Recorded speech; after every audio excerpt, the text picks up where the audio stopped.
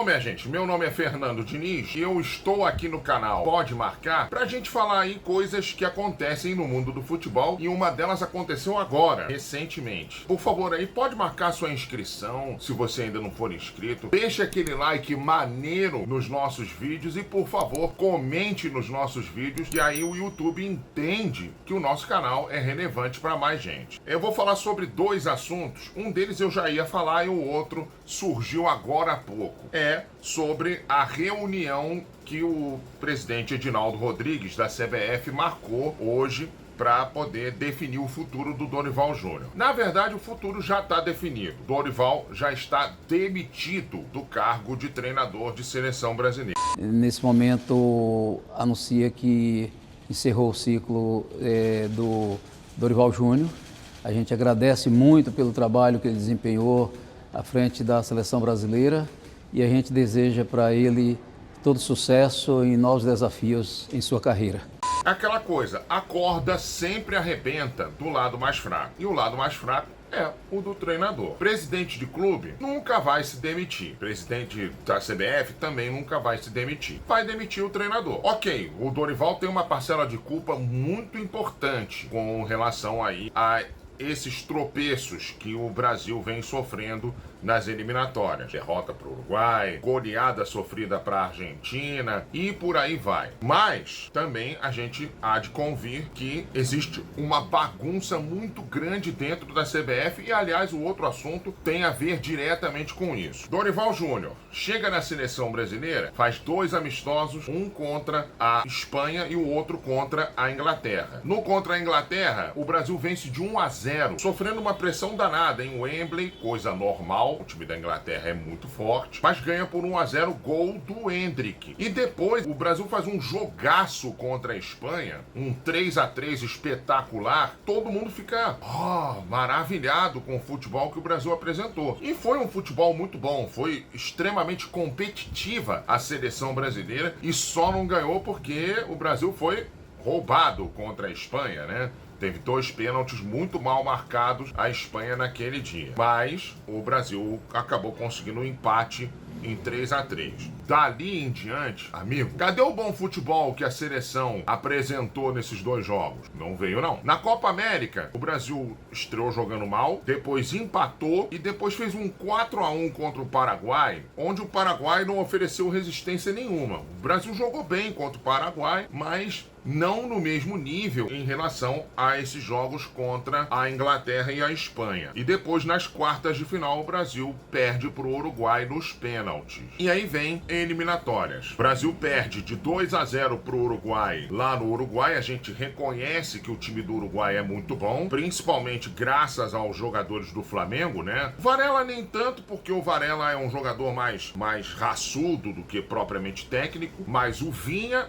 é muito bom lateral esquerdo. Vinha que tá aí se recuperando de lesão. O Flamengo, inclusive, o inscreveu na Libertadores. Deve voltar aí antes do Mundial. O De La Cruz e o Arrascaeta, né? Esses 3 aí são muito bons. Inclusive, De La Cruz jogou muito bem nessa vitória por 2-0 do Uruguai sobre o Brasil. Aí vem a goleada que o Brasil sofre da Argentina, que foi a última derrota. Inexplicável a goleada. Inexplicável porque a Argentina dominou completamente o Brasil desde o início. Sim, a gente esperava a derrota? Sim, porque a Argentina tem um time melhor. Não é à toa que uma seleção é campeã mundial. Pode ter tropeços durante a Copa? Pode. A Argentina perde da Arábia Saudita, por exemplo, na estreia, e sofre para ganhar do México, sofre para ganhar da Austrália, mas não é à toa que uma seleção é campeã do mundo. Ainda mais num jogaço como foi contra a França, né? Aquele 3-3. E depois ela foi ser campeã da Copa América também. Aliás, ela é bicampeã da Copa América e campeã mundial. A Argentina realmente é uma seleção fortíssima, mas esperar uma goleada de 4-1, que aliás poderia ter sido mais, realmente não dá. E alguma coisa tinha que ser feita. E o Dorival Júnior caiu. Possivelmente o Rodrigo Caetano, também o diretor de seleções, vai cair. Aliás, Rodrigo Caetano, que é conhecido no meio como o dirigente que vibrou por um 6º lugar no Campeonato Brasileiro, quando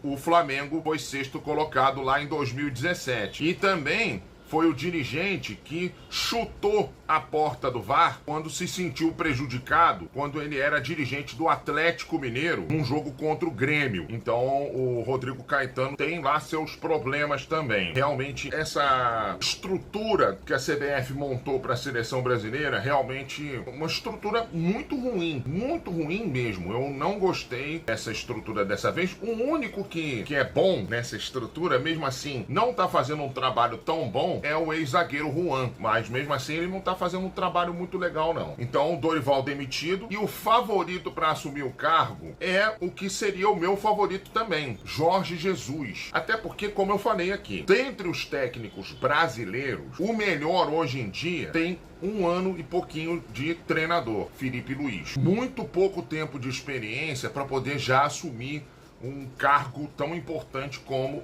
o da seleção brasileira. O segundo melhor para mim, dentre os brasileiros, esse aí já tem uma experiência considerável, que é o Rogério Ceni. Mas o Rogério Ceni tem alguns trabalhos muito bons e outros nem tanto. O Rogério Ceni, por exemplo, quando ele começa a carreira no São Paulo, ele não foi lá muito bem, mas quando ele foi pro Fortaleza, aí ele se reinventou, fez um ótimo trabalho no Fortaleza, inclusive de remodelação, de estruturação do Fortaleza, e aí realmente o Fortaleza é hoje essa potência também graças ao Rogério Ceni. Foi campeão brasileiro pelo Flamengo em 2020. Como eu falei, ele inventou o William Arão de zagueiro e o Diego de volante. Então o Rogério Ceni tem seus méritos também, mas nenhum dos dois, para mim, é tão bom quanto o Jorge Jesus. Eu acho que é um momento bom para você ter o Jorge Jesus como treinador da seleção. A geração de jogadores não é uma geração cheia de craques, não, mas é uma geração boa. Você tem Vinícius Júnior, que é um bom jogador. Você tem o Rodrigo, que também é um bom jogador. Você tem também o próprio Rafinha, que também é bom jogador, apesar do que ele fez contra a Argentina, né, antes do jogo. Você tem alguns outros jogadores que podem servir a seleção muito bem. Por exemplo, a seleção precisa de um meia. Apesar do pênalti perdido ontem, o Rafael Veiga ainda é um bom jogador. O Alan Patrick vem numa fase muito boa no Internacional. Eu acho que esses dois aí podem começar essa nova fase, digamos assim, de seleção brasileira como meia, que são. E assim, na zaga, o Brasil estava relativamente bem servido de zagueiros. Agora já tem um probleminha aí, né? Gabriel Magalhães tomou o 3º cartão e aí o Dorival Júnior resolveu escalar o Murilo. E o Murilo foi muito mal contra a Argentina. Eu teria escalado o Léo Ortiz. Léo Ortiz que é um bom zagueiro. E, aliás, se o Danilo não estivesse lesionado, Danilo poderia muito bem ser usado na zaga, mas como ele estava lesionado, então não teve como. Por isso que o futebol do Wesley, por exemplo, foi apagado. Também porque a Argentina engoliu a seleção brasileira na parte tática. E no lado esquerdo, por exemplo, o Guilherme Arana também foi muito mal. Mas no lado esquerdo tá mais difícil da gente ter um grande lateral. E também tem goleiros que, aliás, não são muitos goleiros grandes que a gente tem, não. Mas, por exemplo, ontem surgiu um sério candidato a uma vaga, Hugo Souza. Hugo Souza pegou pênalti na decisão lá do Corinthians contra o Palmeiras e levou o Corinthians a ser campeão. Então, quem sabe o Hugo Souza também não é um forte candidato a ser goleiro da seleção no futuro. Dito isso, eu falei na bagunça da CBF. Uma coisa que ninguém tá falando é sobre a tabela do Campeonato Brasileiro, que, aliás, começa nesse final de semana. Hoje, por exemplo, tem live aqui no canal pra gente falar sobre os favoritos ao título, pra brigar por Libertadores, por Sul-Americana e contra o rebaixamento na nossa bola de cristal. O nosso Diego Fortes vai revelar aí a nossa bola de cristal para depois brincar com a gente lá no final do ano também. A gente vê se a gente acertou ou não, enfim. Aí na tabela do Campeonato Brasileiro, você olha e vê que a primeira rodada tá com os horários, com os dias, tudo muito bonitinho. Amanhã, por exemplo, tem live de pós-jogo por volta de 11 da noite. Flamengo e Internacional, o jogo é às 9 da noite. E Fortaleza e Fluminense, o jogo é às 6:30 da tarde. No domingo, a gente vai ter às 4 da tarde o clássico Palmeiras e Botafogo. O atual campeão e atual vice, né? Aliás, os dois últimos campeões brasileiros, né? Palmeiras em 22 e em 23 e o Botafogo em 24, e você vai ter também o Vasco da Gama enfrentando o Santos às 6 da tarde e logo depois, claro, o pós-jogo. E aí você vê a primeira rodada com os horários bonitinhos. A partir da segunda rodada não tem horário definido, nem dia definido para jogo. Que bagunça é essa? Que tabela de campeonato é esse, ô CBF? Cadê os horários da segunda rodada em diante? Se você não quisesse, por exemplo, marcar os horários e dias dos jogos do segundo turno, vá lá, porque é lá, mais lá pra frente. Agora, da segunda rodada em diante, é só prejuízo. Prejuízo para as televisões que vão mostrar, Globo e Record. Prejuízo pro Amazon Prime Video, que vai mostrar um jogo por rodada. Prejuízo pro Premier também, vai mostrar aí 9 jogos por rodada. Entendeu? E prejuízo pros clubes. Você vê, por exemplo, na segunda rodada, o Fluminense joga em casa, o Flamengo joga fora. Quando é que eles vão jogar? Que horas que eles vão jogar? E como é que vai funcionar a logística desses clubes? Já tem muito tempo, se sabe que o Botafogo joga na quarta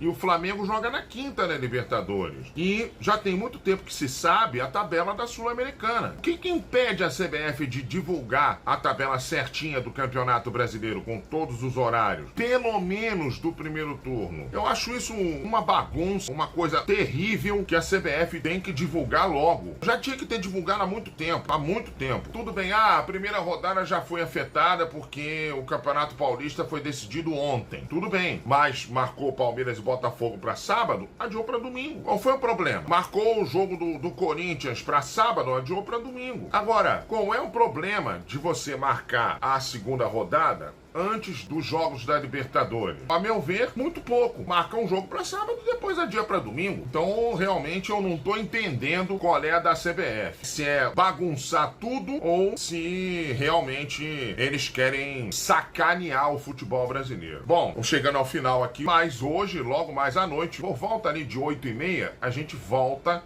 aqui no canal pra gente falar aí sobre os favoritos para esse Campeonato Brasileiro que já começa tenso por conta aí desse calendário que só tem uma rodada definida. Bom, você que tá aqui no canal pode marcar. Já marcou sua inscrição? Não? Então pode marcar. Marca a sua inscrição. Deixa aquele like maneiro nos nossos vídeos e, por favor, comente nos nossos vídeos para que o YouTube entenda que o nosso canal é relevante para muita gente, tá bom?